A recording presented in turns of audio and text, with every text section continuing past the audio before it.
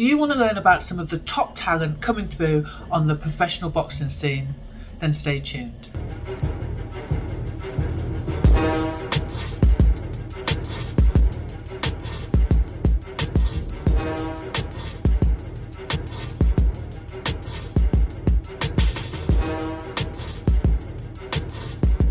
Jackie Leafies for Shadowboxruk UK. Today's episode comes from the Suffolk Punch in Ipswich, and I'm here with the lovely Louise Orton. How are you doing? I'm good, thank you. How are you?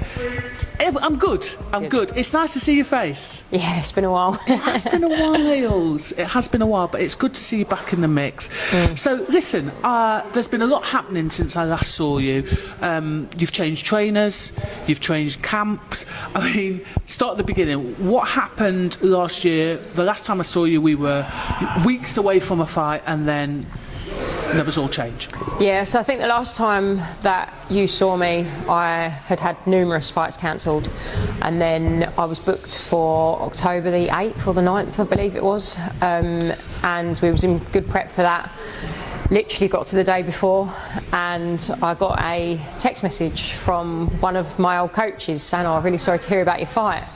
And I said, what do you mean, really sorry to hear about my fight? I was like, I've not had it yet, it's tomorrow.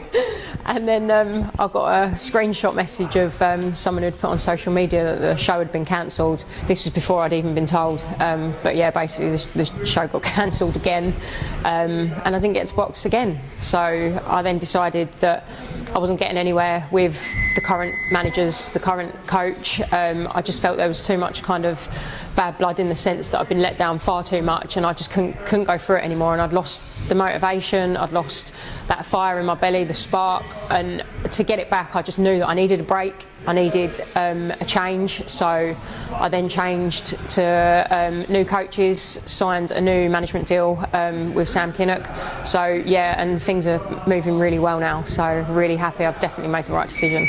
Before we get on to your new trainers and obviously your new management and stuff, you know, let's go back to how you found out. I mean, what happened there? Why would a fighter find out in such a way, and how unprofessional is that? Yeah, that was my thoughts exactly, and I thought this can't be happening again. And I rang my manager at the time and said, "Look, I've just been sent this, like, what's this all about?" And they said, "Well, it's the first we've heard of it, we'll try and find out." And it went on and on for a couple of hours, backwards and forwards between the promoter of the show, the manager, other boxers were getting involved saying they've heard this, they've heard that, and it was literally, I remember it clear as day. I was sat in the recliner chair at my mum's house watching TV, thinking it's night before like weigh-in, feeling good, like feeling ready. My nutritionist had come around that day as well, done all like my final checks and everything, so I was in a really good place. And then seeing that, history just kept repeating itself over and over again, and I just thought, not again. I think it took about 3 hours for them to confirm that, yeah, the show was off, and I just remember getting up and just crying. To be fair, I did wonder at that point, and I'm so glad it didn't happen, but I did wonder at that point whether you just had enough and were going to go, you know what, I'm done. That was exactly how I felt, and I felt I'd been let down so much, and knowing that it's nothing to do with my ability, it was just the management at the time, the promoters at the time. It wasn't my fault, and I knew deep down inside that I had the ability to obviously to get somewhere. It just, I wasn't getting those opportunities, and I did think this has happened far too much this year. So as in last year, I'd been in camp all year for fight that would get cancelled. I was exhausted, like mentally, physically. I was crying for no reason, just in an absolute mess. And when that final fight got cancelled, I just said, look, I need a break. I need a couple of months out of the gym, away from boxing. I need to get my head right, because for the whole year, everything else in my life had been put on the back burner. So I wasn't spending time with family, like my nephews. I wasn't seeing my partner much. Work was getting really stressful and getting affected because I was so tired and exhausted at work. I couldn't do my day job properly. And I just said, look, for my own sanity and for my own health, I need to take a step back to take a step forwards. I then kind of stayed out of the gym for probably a good 4 weeks, literally didn't do anything, just went out, enjoyed myself, spent time with friends, spent time with family. Stepping back to move forward, how has that affected not just you mentally but your training? It was hard at first, because obviously for me the biggest thing, where I dieted all year and deprived myself of all those kind of luxuries all year, it just got to the point I've done it for nothing, and I then kind of thought, right, do you know what, I'm going to enjoy that just for a few weeks. Like, so I think I had about 3 or 4 weeks of just eating what I wanted, a few drinks here and there, a few cocktails here and there, just to get my strength back, because I felt so drained, like physically and emotionally, that I needed some enjoyment back in my life. And where boxing, which was my one escape and the main thing that kind of keeps me happy in my life, where that was making me unhappy because of the problems that I was encountering, I needed to get that enjoyment back, and I needed to bring joy back to my life. So yeah, it was hard at first because I was still licking my wounds really from what had gone wrong, and I was quite bitter towards it, but once I'd kind of got through it and I'd got over it, and I then started training with new coaches and saw the difference between kind of the coaching, I really started to enjoy boxing again, and here I am back here, fire in my belly, due to box in 3 weeks. So talk to me about just one of the positive things that comes out of I know that financially people lose out, all boxers lose out when they do a camp, and you know they don't get paid effectively. Yeah.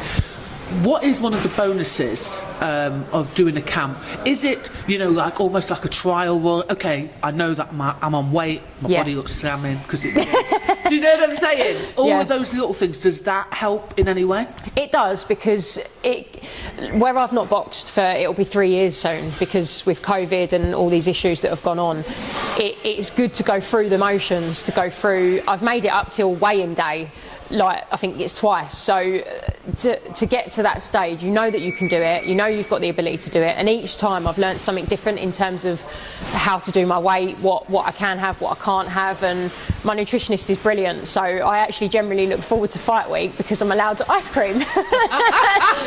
So yeah, having ice cream in my diet for fight week it's good, yeah. And you talked about you've changed trainers, so you're now with Sam Mullins. A lot of people might know him more so from the amateur scene, a very good coach, very good technically, and then also you've got Carl as well, your partner, so how is that sort of having, you know, somebody that you know from the amateurs and then your partner's there, so you get to spend a little bit more time with them? How is that again impacting, you know, everything that you're doing at the minute? Yeah, so it's been really good because, like you said, I've known Sam since the amateurs, and obviously Carl being my partner as well. They both know me kind of inside and out, and they know everything about me. They know my positives, they know my weaknesses, they know my strengths. So being with kind of Sam and Carl, it's made me believe in myself again. And the fact that I'm learning every single day just makes me realise that I have made the right decision, and I'm enjoying boxing again, which is what it's all about really, because if you're not enjoying it, you're not going to achieve the things that you can achieve. So yeah, it's kind of brought the joy back into it really, yeah. You're in a gym full of girls as well, aren't you? You've got Joanna Wanyu, who I interviewed the other day, a couple of other girls there. I mean, there's a lot of talent in there, isn't there? There is, yeah. That's what I like about Sam's gym, because where I was previously before, I was training on my own all the time, and we'd have to travel quite a lot for sparring, but the fact that I'm at Sam's, he's probably got in the country probably the best gym for female professional boxers, so the sparring there, I can't fault it. Like you said, like with Joanna, you've got Maria there, you've got Lucy Wildheart, the sparring is good sparring, and we've got quite a good relationship between us, so we all kind of egg each other on, we all give each other tips, and although in the ring we're trying to take each other's heads off, it's a really good, it's a really good atmosphere in the sense that outside is kind of like one family, so it is really good in that sense, having teammates that are there to, not only does it give you competition but it also gives you encouragement as well, so yeah, it's really good. So remind us of the date again. So the date of this fight is the is the 4th of March. Touchwood. 4th of March, and where is it? At the Circus Tavern? No, it's at the Tower Hotel, Tower Bridge. So listen, what can we expect this time around? Who's getting it this time around? Me to make it to the date will be good. Yes, but yeah, no. This time, to be fair, I've got to box slightly differently to how I want to box. So you're going to see more tactically boxing rather than the kind of typical aggressive front foot fighter. But we've got a game plan, and I'm going to stick to the game plan. Louise, I'm so glad that you finally got a date, and also I'm glad to see a smile back on your face. It's been a while. Thanks for giving us your time.